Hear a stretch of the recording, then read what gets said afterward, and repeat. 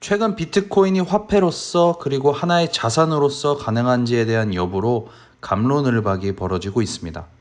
이 영상을 시청하시기 전에 안내를 드리자면 이 영상은 가상화폐를 공부해보고 포트폴리오에 작은 비중이라도 담아보고자 하는 분들을 위해 제작한 영상입니다. 비트코인을 신뢰하지 않는 분들은 굳이 무리해서 투자하지 않으시면 되고 자신이 잘 알고 있는 다른 자산에 투자하시면 됩니다. 이야기를 이어서 비트코인을 주로 부정하는 의견은 결국 비트코인은 아무런 내재 가치가 없는 사기일 뿐이라고 이야기합니다. 그러면 그들에게 다시 묻겠습니다. 화폐는 무엇인가요? 아주 옛날로 돌아가면 물물교환이라는 단순 무식한 방법으로 서로가 필요로 하는 것을 주고받는 거래를 하였습니다. 하지만 비효율적인 거래를 탈피하고자 거래에 참여하는 사람들끼리 물물교환보다는 가볍고 가치가 변하지 않는 조개껍데기, 청동검, 가죽, 소금, 쌀 등을 거쳐 누구나가 갖고 싶어하던 금이 보편적인 화폐가 되기 시작하였습니다. 1816년 영국이 금을 기준으로 파운드화 가치를 결정하는 금본위 제도를 채택하면서 현대 화폐 역사가 시작되었다고 볼 수 있습니다. 영국 파운드화는 세계 무역 중 60%를 장악하면서 파운드화만이 금을 대체할 수 있는 유일한 수단이었습니다. 하지만 1차 세계대전 참전한 국가들이 전쟁 비용을 지불하기 위해 너무 많은 돈을 찍어냈고 1914년 영국은 금본위제를 포기하겠다고 선언하였습니다. 2차 세계대전에서 힘을 얻게 된 미국은 1944년 미국을 포함한 세계 44개국 대표가 3주간 회의를 거쳐 역사상 처음으로 통화정책 조절을 위한 브레튼 우즈 체제 협약에 서명하였습니다. 금 1온스당 35달러로 고정하고 다른 주요 통화들은 고정 환율로 달러에 고정되게 된 것이죠. 미국이 세계 금 보유고 80%를 소유하고 있었기 때문에 미국을 제외한 43개국은 미국 지급 능력을 신뢰하며 이른바 달러를 중심으로 한 금 환본위제가 성립되었습니다. 전 세계 패권이 영국에서 미국으로 넘어가게 된 것이죠.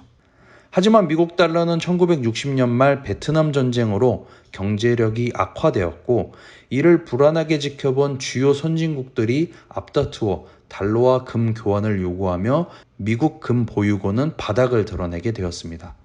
1971년 닉슨 쇼크, 즉 미국이 금본위 제도를 폐지하게 되었고 전 세계 나라들은 변동환율제를 도입하였습니다. 금과의 연결이 끊어진 달러는 예산 적자를 두려워하지 않고 미국이 원하는 대로 찍어낼 수 있었습니다. 돈이 필요할 때마다 미국 국채를 발행하게 되었고 대규모 미국 국채 발행으로 미국 금리가 올라가게 되는 것을 두려워한 주변 국가들은 미국 채권을 매입하게 됩니다.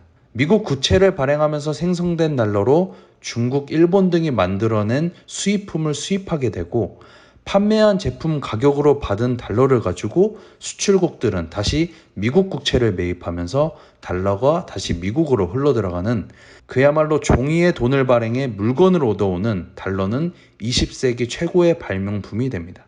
과연 미국의 힘으로 권위가 보장되는 달러가 기축통화로서 유지할 수 있는 기간은 얼마나 남았을까요? 또 코로나로 인해 막대하게 풀린 달러가 세계 경제에 어떤 영향을 끼치게 될까요?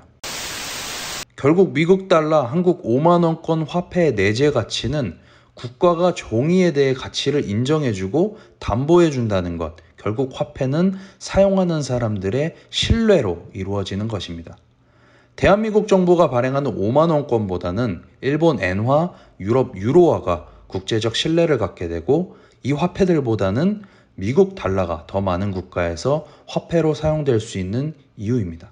현재 비트코인이 화폐로서 사용될 수 있다고 확언드릴 수는 없습니다.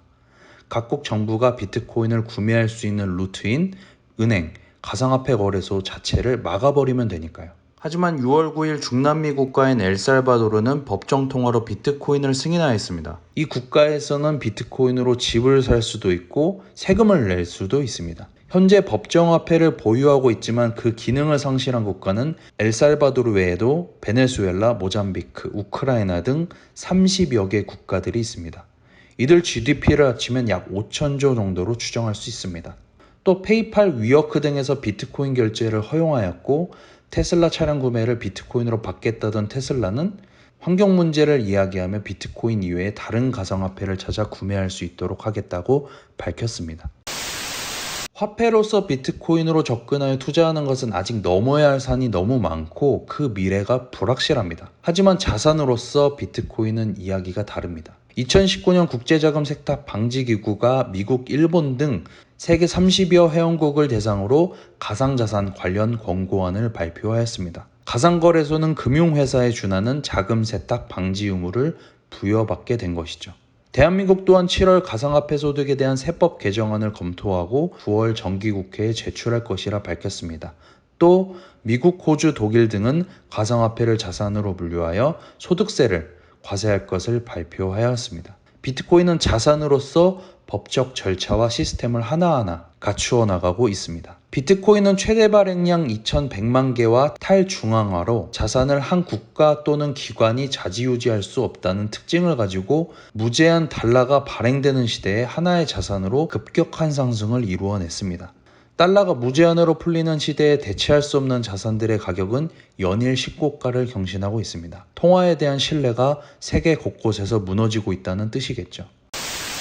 비트코인이 자산으로서의 가치를 갖기 위한 가장 중요한 사건을 눈앞에 두고 있습니다. 미국 증권거래위원회는 4월 28일 미국 자산운용사 바네크의 비트코인 ETF 승인 여부 결정을 6월 17일로 연기하겠다고 밝혔습니다. 바네크 비트코인 ETF 승인 신청서는 3월 1일에 제출되어 신청 여부는 45일 이내에 승인 여부를 결정해야 하는데 SEC의 검토 기간은 5월 3일로 만료되었습니다. 하지만 최종 결정을 내리기 전 법률 검토 기간을 최대 240일로 연장할 수 있기 때문에 6월 17일로 연기되었습니다. SEC는 이미 2017년, 18년 가상화폐 거래소 제미니 설립자이자 비트코인 투자로 억만장자가 된 윙클보스 형제가 신청한 비트코인 ETF 승인을 2차례 거절했고 2019년과 2020년 3차례 거절한 바 있습니다. SEC는 2019년 9월 비트코인 ETF 신청을 반려하며 사기 및 시장 조작 행위를 방지하기 위한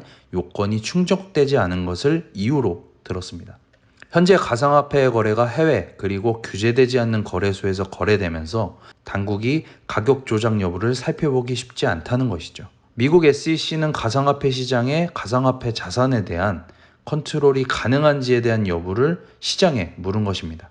최근 러시아 해커들이 미국 속유관 해킹으로 지불한 비트코인을 FBI에서 대부분 회수한 것으로 나타나면서 비트코인에 대한 보안 문제의 취약점을 근거로 폭락하는 사건이 벌어졌습니다. FBI는 블록체인 탐색기로 전송된 비트코인 거래를 추적해 암호화폐 지갑 주소를 확인하는 데 성공한 것으로 비트코인 자체의 보안을 풀었다고 보기엔 한계점이 있습니다. 이 사건에서 느낄 수 있었던 것은 최소한 미국 정부가 승인하고 각국 정부에서 승인된 거래소에서만 거래가 진행되고 돈의 흐름을 미국 국세청에서 파악할 수 있다면 미국 정부도 충분히 컨트롤할 수 있다는 자신감을 얻을 수 있을 것이라 생각되고 이는 SEC의 비트코인 ETF 거절 사유를 충분히 해소할 수 있지 않을까 생각됩니다. 현재 바네크 외에 피델리티, 위즈덤트리, 크립토인 인베스트먼트, 발키리, 뉴욕 디지털 그룹 등이 결정을 기다리고 있습니다. 바네크의 비트코인 ETF 승인 결정 여부를 포함한 비트코인 ETF 상장 승인 여부는 향후 비트코인 5년에서 10년 그 이후까지의 가격에도 영향을 끼칠 수 있는 가장 큰 사건이라고 생각합니다. ETF가 금 자산 가격에 영향을 끼친 것을 그 예로 들 수 있습니다.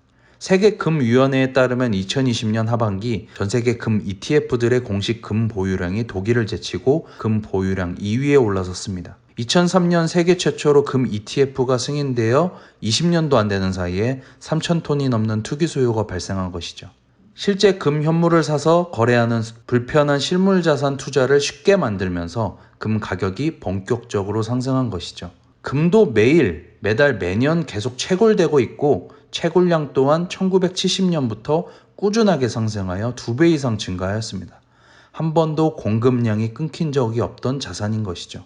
금과 은도 어찌됐든 총 발행량이 지속적으로 언제까지 늘어날지 모르는 자산이라는 것입니다. 인플레이션에 대비하기 위해 전 세계의 돈은 갈 곳을 잃었고 헤매는 장에서 비트코인 ETF 상장은 장기적으로 엄청난 호재가 될 수 있습니다. 아크 인베스트먼트 암호화폐 애널리스트 야신 엘만드지라는 현재 금 시가총액을 10조 달러로 예상하며 비트코인은 현재 금 시가총액의 10%에 불과하다고 밝혔습니다. 이어 비트코인 시가총액이 금 시가총액의 50%만 달성하여도 5배, 금 시가총액을 따라잡는다면 10배의 가치 상승이 가능하다고 밝혔습니다.